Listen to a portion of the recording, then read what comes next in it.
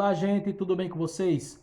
Elisamar Santos falando e eu quero falar com vocês hoje sobre um tema bem atual: o declínio da pregação e a decadência da igreja.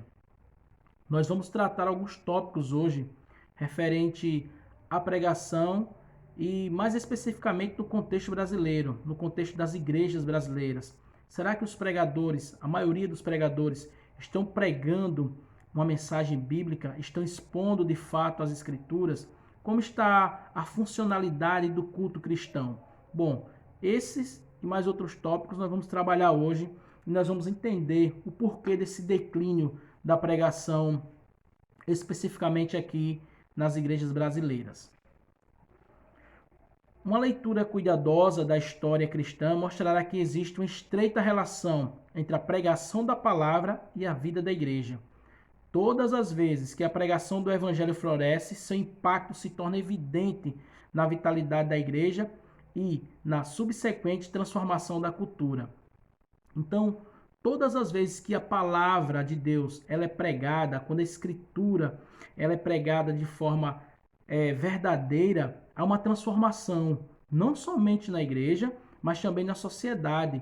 A gente vê que Jesus, quando plantou seu ministério aqui na terra, ele transformou aquela sociedade, ele transformou o ambiente que ele vivia, ele transformou pessoas. Prostitutas se converteram, não eram mais prostitutas.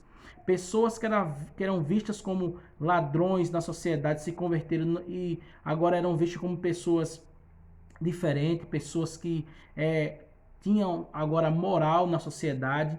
Então, todas as vezes que a mensagem bíblica ela é pregada, há uma transformação. E como eu falei, não só na igreja, mas também na sociedade. A igreja brasileira sofre por causa do declínio da pregação. A falência dos púlpitos é uma tragédia para o povo de Deus. Existem muitos faladores, mas poucos pregadores.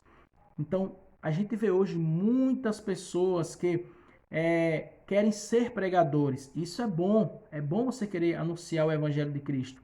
Entretanto, é necessário uma preparação espiritual e também uma preparação teológica.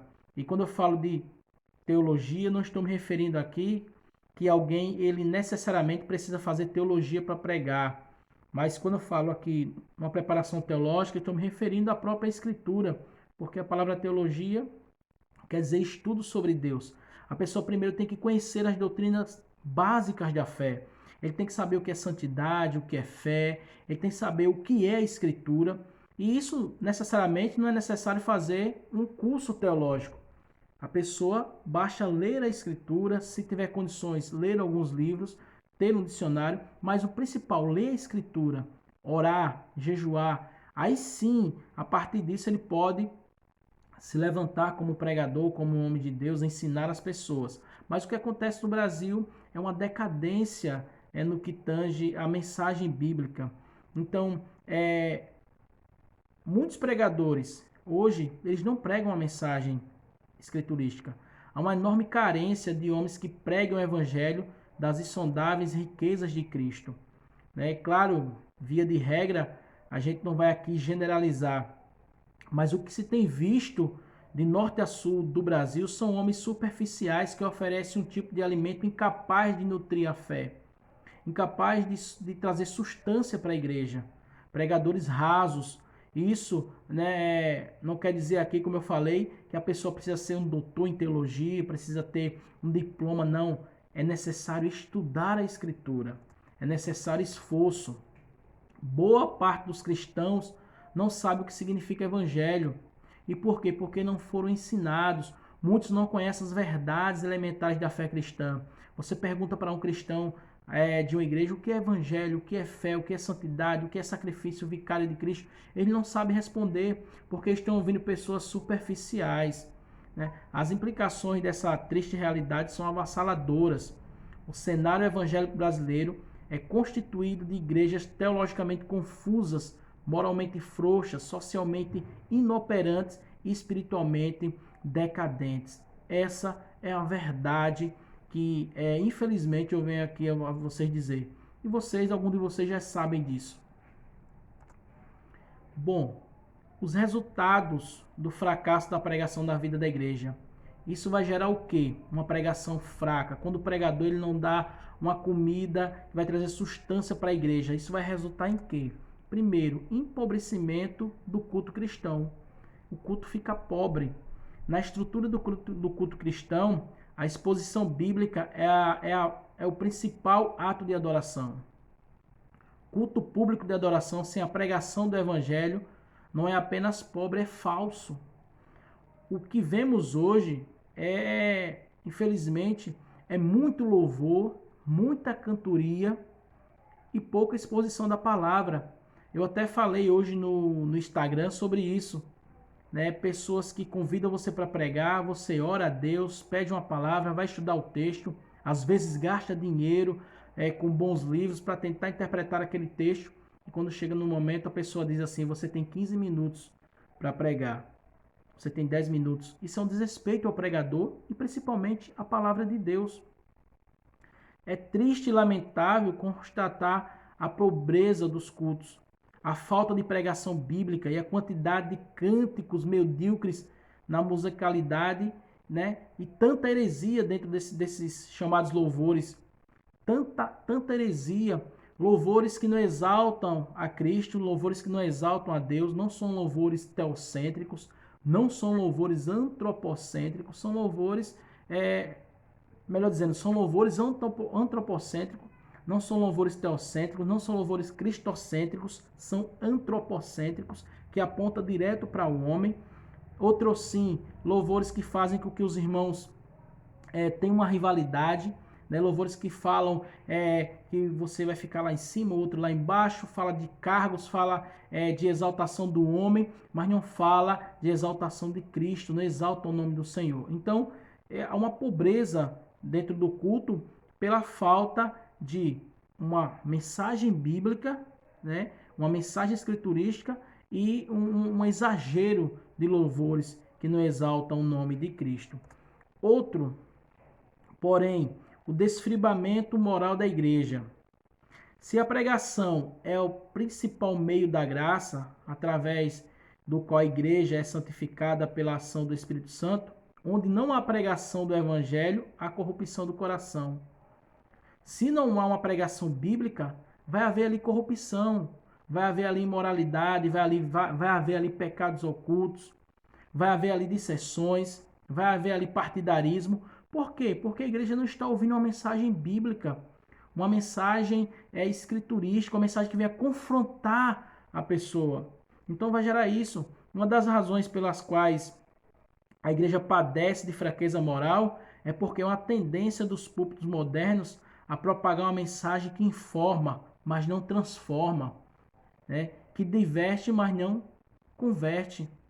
Então a gente vê pregadores hoje que fazem a plateia rir, pregadores hoje chamado coach, que é aqueles pregadores que vão falar sobre a sua relação com o outro, vai falar sobre a sua relação e o dinheiro, como você viver financeiramente bem, mas não é uma pregação que transforma, não é uma pregação que vai te confrontar, é muita informação, e isso não vai gerar uma transformação, não vai gerar um arrependimento. Então, esse tipo de pregação, ele só faz mesmo trazer uma informação e às vezes te trazer uma sensação de emoção, né? Aquelas pregações que apontam para o coração do homem, vai trazer emocionalismo, muitas pessoas vão chorar ali, mas não vai transformar, não vai trazer um impacto positivo, não vai fazer com que você se arrependa.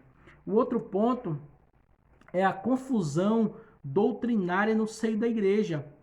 Uma pregação antropocêntrica vai trazer confusão doutrinária no seio da igreja. João Calvino, grande teólogo e experiente pastor, afirmou que a ignorância é a mãe de todas as heresias. Onde a verdade é negligenciada, floresce o erro. Então o Brasil, conhecido por sua cultura mística, de profundas raízes no paganismo, é um terreno fértil para a proliferação de ensinos errados. Se o pregador ele não se esforça para trazer uma mensagem fortalecida na Escritura, uma mensagem bíblica, a igreja ela vai se tornar doente, vai se tornar um campo de heresia. Muitos vão se levantar com suas próprias ideias, sem querer estudar o texto bíblico, com seus próprios pontos doutrinários, e na realidade não são pontos doutrinários, são pontos heréticos, porque falta de ensinamento. Então, uma igreja que ela não recebe uma palavra de Deus, ela vai se perder em confusão doutrinárias. Vai haver ali equívocos referente à palavra de Deus. Outra coisa, a decadência espiritual, outro fator. Um púlpito fraco é a maior tragédia da igreja. E o que é que eu quero dizer com púlpito fraco? Aquela pessoa que usa o púlpito, ela não se esforça para passar uma mensagem que venha fortalecer a vida da igreja. O fracasso da pregação é a causa primária da miséria espiritual da igreja.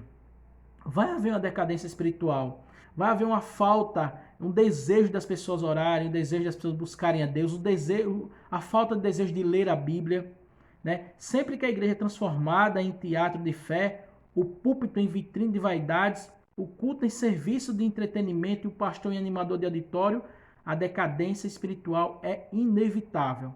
Vai haver uma decadência espiritual. O que a gente vê hoje aí, muitas vezes são pastores que vão fazer a igreja rir, né? Vão lá fazer a igreja rir, então a igreja fica rindo, mas não há uma palavra realmente que venha trazer uma substância. Uma frase muito interessante de João Crisóstomo, ele disse assim: quando você vir uma árvore cujas folhas estejam secas e murchas, algo de errado está acontecendo com as suas raízes. O que é que ele quis dizer com isso? Né? E quando você vê uma igreja que ela não está alicerçada em Cristo, uma igreja problemática, cheia de confusão, cheia de heresia, quer dizer que a raiz dela está com algo de errado. E quem é a raiz da igreja, que alimenta a igreja? São os pregadores, são os pastores.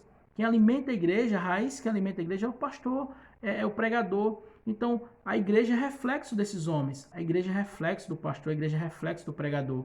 Você chega na igreja, você olha para a igreja, você vai ver que ela é um reflexo da pessoa que está na frente do trabalho, na frente do culto. Então, eu quero falar agora sobre fatores contribuintes para o declínio da pregação. Quais são os fatores? E aqui eu vou usar um artigo do Dr. Albert Mowry. Ele aponta alguns elementos significativos, dentre os quais destacamos 3. Fatores contribuintes para o declínio da pregação. A pregação contemporânea sofre de perda de confiança no poder da palavra. Esse é o primeiro ponto. Muitos pregadores não creem na autoridade da Bíblia. Eles não creem que a Bíblia é a palavra de Deus. Você pode dizer assim, é verdade isso? É. Porque quem crê que a Bíblia é a palavra de Deus vai pregar com fé, vai pregar acreditando que a palavra tem poder. E não é vou dar exemplo de mim, as minhas palavras. Não é a minha oratória, mas é a palavra de Deus.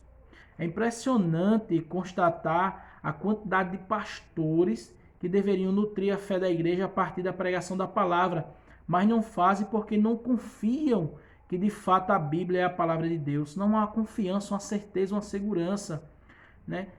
Muitos teólogos estão negando a inspiração da palavra de Deus. Se um homem nega a inspiração, a autoridade e a suficiência da Escritura, ele não está qualificado para pregar. Então você tem que pregar confiando, tem que ter uma certeza daquilo que você está falando. Tem que haver uma confiabilidade, uma segurança daquilo que você está falando referente à palavra de Deus. Outro fator, a pregação contemporânea sofre de obsessão por tecnologia. É claro que a tecnologia é importante. Veja só, estamos aqui gravando um vídeo através da tecnologia. Vivemos em uma sociedade de forte apelo pelo audiovisual. Isso é bom também. O emprego de novas tecnologias não deve ser descartado, é claro, mas avaliado criteriosamente. Nós temos que avaliar, né? Aquela tecnologia realmente vai servir para a igreja, vai servir para a comunidade. O risco não é usar esses recursos, mas se tornar escravo, né? Escravo deles. Um pregador não pode gastar mais tempo preparando o slide para apresentar o seu sermão do que estudando o texto bíblico. Isso é o que acontece, né? Ele tem que passar mais tempo estudando, orando a Deus, né, do que mesmo preparando o slide, preparando uma apresentação show, que a gente chama, né, aquela apresentação show com slide, tudo certinho. Então tem pessoas que gastam mais tempo nessas tecnologias do que mesmo estudando a Bíblia. E por isso o sermão é fraco. O sermão vai transmitir, vai passar uma palha seca para as pessoas, não um capim verde. Então, deve-se ter cuidado com essa questão da tecnologia que está atrapalhando muita gente. Né? O cara às vezes vai para a internet, pega um sermão pronto, pega o sermão de outra pessoa, aplica na igreja, o sermão não é dele, ele não orou, ele não jejuou, ele não leu a Bíblia, pegou só aquele sermão pronto, então vai passar palha seca para a igreja. Então deve-se ter cuidado com a tecnologia. Nós não devemos ter essa obsessão pela tecnologia, devemos usar de forma saudável. Outro ponto, a pregação contemporânea sofre da focalização em necessidades sentidas. Né? Então, a principal necessidade do ser humano é a paz com Deus por meio de Cristo. Essa é a principal necessidade dele. Né? Desconsiderar essa verdade torna o púlpito um centro de aconselhamento para tratar realizações profissionais, saúde, financeira, relacionamentos interpessoais. Então, a gente vê muito por aí, né, os pregadores se tornando conselheiros, é o famoso coach, né, fala da vida profissional, da saúde financeira, de relacionamentos, e não trata do texto bíblico, não fala do texto. Pega outros temas, faz um slide ali, pontua ali, vai fazer uma pontuação com vários temas, mas não há exposição bíblica, lê um texto só para disfarçar. Né? Enquanto os pregadores gastam tempo falando sobre 7 passos para melhorar o casamento, muitos casais nada sabem sobre o que significa o texto. Maridos, amai vossa mulher como também Cristo amou. Como Cristo amou a igreja, a si mesmo e se entregou por ela. Né? Então, muita gente vai dar um estudo sobre casais, não expõe o texto bíblico, não expõe a escritura, fala de tanta coisa, mas esquece de falar do principal, da palavra de Deus. Agora, como resolver esse problema? O vídeo está ficando longo, eu já vou encerrar. Como resolver esse problema? Vamos apontar aqui. Primeiro, simples, pregue a palavra. Né? É o que está escrito lá em 2 Timóteo 4,2. Conjuro-te perante Deus e Cristo Jesus, que há de julgar vivos e mortos pela sua manifestação e pelo seu reino. Pregue a palavra, insta, quer seja oportuno que não. Corrige, repreende, exorta com toda longanimidade e doutrina.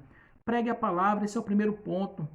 Se você não tem recursos ainda, se você não tem livro, se você não tem comentário, mas estude, leia o texto, decore o texto, pregue a palavra, ore, isso vai dar certo. Outra coisa, estude, né, de forma exaustiva o texto. Leia o texto, seja disciplinado nos estudos.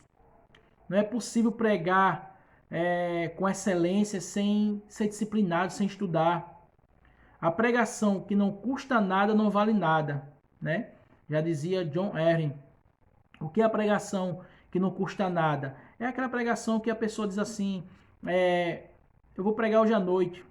Aí passa o dia, não vai estudar, não faz nada. Quando chega perto da noite, ele faz aquela oração rápida e diz, não, Deus vai me dar a palavra lá. Então isso é negligenciar a escritura, é deixar a escritura de lado. Então, estude de forma exaustiva o seu texto. Estude, leia ele, tente interpretar ele com as ferramentas que você tem. Outro ponto, crie pontes entre o mundo bíblico e o contemporâneo. Faça uma aplicação saudável. Não torne a sua pregação uma coisa enfadonha, sem sentido.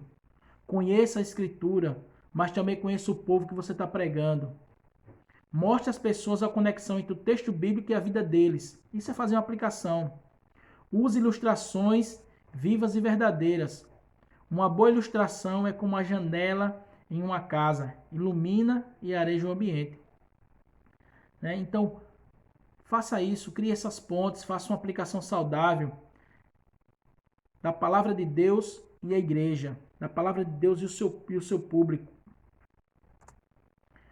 Outro ponto, seja humilde. Você depende da graça de Deus. Aqui eu estou trazendo a solução do problema do declínio da pregação. Esses 4 pontos que muitos pregadores precisam fazer. Seja humilde, você depende da graça de Deus. Certo pregador subiu ao púlpito cheio de confiança em si mesmo. Foi um completo fracasso. Então alguém lhe disse: se você subisse como desceu, humilde, teria descido como subiu, confiante. Então a gente depende totalmente da graça de Deus. Nós somos totalmente dependentes da graça do Senhor. A humildade é uma virtude que faz toda a diferença na vida do pregador. Faz toda a diferença. Os talentos não são suficientes. Para obter bênção de Deus no exercício da pregação é necessário suplantar a soberba e pregar na completa dependência do Senhor. Muita gente confia no seu diploma, muita gente confia nos seus cursos. Isso tudo é bom. Você fazer um curso teológico, um seminário, você ter bons livros para estudar, isso é ótimo. Mas o pregador ele não pode confiar nisso somente. Ele deve atrelar esse conhecimento que ele tem a uma vida espiritual e principalmente a humildade. O quinto ponto, ore invocando a presença do Espírito Santo. Muitos pregadores estão esquecendo disso. Como eu falei, estão confiando nas suas próprias ferramentas, nos seus próprios conhecimentos. Não estão invocando a presença do Espírito. Então, a gente vê hoje sermãos áridos e sem vida que matam a igreja. O que torna um sermão, uma pregação, é o poder do Espírito. A pregação é lógica em fogo, já disse Dr. Martin Lloyd-Jones. Todo pregador deve buscar a unção do Espírito Santo, sem a qual os frutos são impossíveis. Todo pregador deveria levar em consideração as palavras do apóstolo Paulo, um dos maiores pregadores da história do cristianismo, porque o nosso evangelho não chegou até vós tão somente em palavras, mas sobretudo em poder, no Espírito Santo e em plena convicção.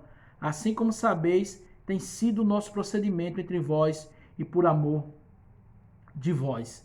Então, encerrando aqui, ore, invocando a presença do Espírito. Quando você subir no púlpito, quando você for dar um estudo, diga assim: Espírito Santo, vem comigo, preciso de ti. Eu preciso que tu me guie, eu preciso que tu me faça recordar aquilo que eu estudei. Eu preciso da tua presença na minha vida. Então é isso que eu queria falar com vocês. O vídeo ficou um pouco longo, mas eu creio que será de grande importância para nossas vidas essa reflexão sobre o declínio da pregação e a decadência da igreja. Valeu, gente. Abraço.